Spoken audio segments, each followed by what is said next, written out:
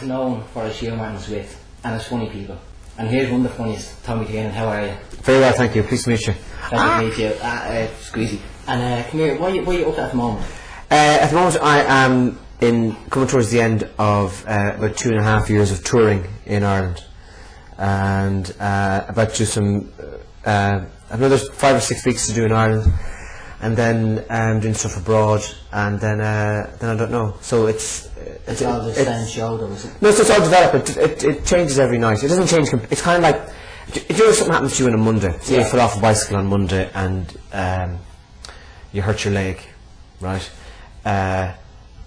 You tell that story to a few people that night, and then you're on the phone to someone, and each time you tell the story, it gets better. Yeah. So that's what I do. The stories, I'm always looking for new stories, but it's mainly that you get better at the retellings. By the time Saturday night comes around, right, you have the whole pub enthralled with this saga of how you fell off the bike, you know. So that's what happens. It's just kind of a development thing, right? So rather than, I wouldn't be somebody now who writes a joke down and does it the same every night. Yeah. So it's a development thing, really. So if you, like, I seen this show a few months ago. So the stories that you told that show, that would be completely different to tonight. Stuff I got bored of, stuff that I tried out for a couple of weeks but never really liked. And in the show I'm doing tonight now, there's stuff that I don't really like, that I don't really understand, I don't know how to do it properly. So they'll either grow into something good or else get abandoned, and then there's all the stuff that I know that works every single night and stuff. It's kind of it's work the whole time, you know. Like in the show you're doing now, if you were going to tell a story and you for some reason didn't think it was going to work with the audience, would you go back to one that you had, say, on the first DVD? No. You'd never repeat? No, I might do that abroad. Yeah. But you couldn't do that in Ireland. Because what there would be for those people who would be familiar with the story, there'd be a sense of, because it's supposed to be about surprise. Yeah. You know, a lot of it is. And so people would be kind of go, it's not like a band where you can all sing along to with or without you. You know, no, it needs to be. If people want to hear the same stories again, they'll either come back to the show a lot, or else they buy the DVD or something. You know, but no, it has to be. You have to surprise them, you know, and surprise yourself in order to stay interested in it. One of the stories you were telling, or you told in this show, this show, is at the start I thought it was a repeat of one of the ones in the first DVD. I think it's of when you were in school, and then all of a sudden I goes, I think I know this one, and then all of a sudden you're in Africa. Oh yeah. Is that true, by the way, that you? I spent 3 years in Africa, in a place called Kabwe, and the address was 9 Benkapufi Terrace, Kabwe. In case we send a postcard. In case anybody from Benkapufi is watching right now, you know. Ever does, So it's about. I guess we all have, there's a limited amount of stuff that happens to us as kids, and what I try and do is like sometimes you can, there's obvious stuff that happens. So in my first few shows I did all the obvious stuff, like how when I wanted, and true story of when I wanted, I asked my mother for a rally chopper for Christmas, and I got I think called a rally shopper.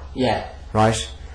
So the stuff like that happens, and you kind of go, okay, they're the obvious things. But the more you do it, the more you have to kind of go, well, you're picking up on the tiniest little details of when you were growing up, and you try and expand that into a story. And like when a lot of people see it on stage and see your DVDs, they expect you to be mad, because you're mad for an hour or an hour and a half, and they expect you to be like that all the time. So if they meet you on the street, do they be like, tell us a joke? Not really. People laugh at me. Before, you don't even so you're walking down the street and someone might catch a look at you, and you see them looking at you, and you see them recognise you, and then they just kind of go like that. So you know it's, but no, people don't. I'm like this. I'm normal. I'm quite fucking low key. You know, but you know, it's a bit like expecting a footballer to be playing football all the time. He plays football when he plays football. You know, when he's not playing football, he's. Well, see, that's where you hanging out. You know? Anyway, it's as far as kind of off the stage goes, it's usually fine. It's only when people are drunk, that it can get. a bit of a pain in the hole, but your drunk people can be a pain in the hole to everybody, never mind just me, you know. Yeah. So. Like, what would if some person was hammered and seen you in the pub? Would they try and think they're funnier than you? Would they try and prove a point to their friends? And it's if you have the spirit for it, it's okay. Yeah. They come over to you and they grab you, they want to bring you over to their friends and get the photograph taken, and it's fine. Yeah. But you have to be in a certain mood for it. Yeah. Otherwise, you just if you're feeling blue or black or brown, you wouldn't want to. If you're yellow and pinky, it's all right, but. Any of the darker colours, just not. But then, what the fuck are you doing out then anyway? Yeah, I know. Yeah. So, even telling people I was going to be talking to you tonight or an interview on you, I had one mate saying, "Well, Stevie's doing that on Sunday because we didn't actually play for the Gastro football game. Okay. So we need to play for that." No, I can't make it. Oh, that's wrong. Right. Okay. There's the party tonight. It's an end of year college thing for a TV class. I'd like to, but I can't make it. It's in Santry and there's a big pond or a lake. So the mosquito was in my bag there, so I'm going for a swim. I couldn't get an inflatable thing. Good man. No, that's right. Anyway. Do you remind me a lot of Jason Byrne? You know that? I used to work with his sister. Really? Yeah. Yeah, he's the same kind of energy and face. It's a bonus to have a face, really. Be fucked without him. Same sense of humour as well, yeah. You remind me of him, yeah. I'll try and jump into I'll tell him. I'll tell him. The two of you is fucking like dead ringers. I'll try that. Yeah. What influence did the International Comedy Club or the International Bar have on your career and your life? Very little. Oh, that's grand. Very little. I think I kind of grew up. I lived in Galway, so that's why I started doing stand-up. And the International was, I suppose, the place where I got to know the other comics. Yeah. And when I started gigging in Dublin, there was the International, the City Arts Centre ran a gig every Friday night, and maybe a year or two later, then the Halfpenny Bridge started, and then the Laughter Lounge. So for me, the International was never that important. But for someone growing up in Dublin now and doing comedy, I'd say it's probably vital, because it means there's a gig there. It might even be 3 nights a week now.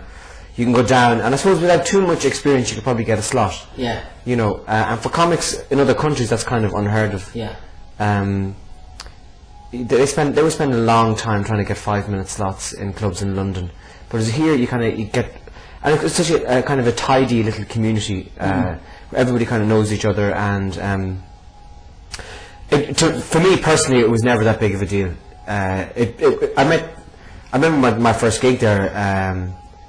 I arrived up on a Wednesday night, and Joe Rooney was the MC, and I said, "How are you?" I told him my name. I said, "I've got a 5-minute slot here next week, but I'm here now. Any chance of doing a slot?" Yeah. And he said, "Yeah, sure, yeah." So, and he threw me on. And what do you think it's done for Irish comedy?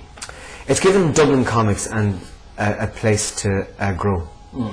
Still does. I mean, Des Bishop still works out there, and you know, Dave McSavage does, David O'Doherty does. So it's.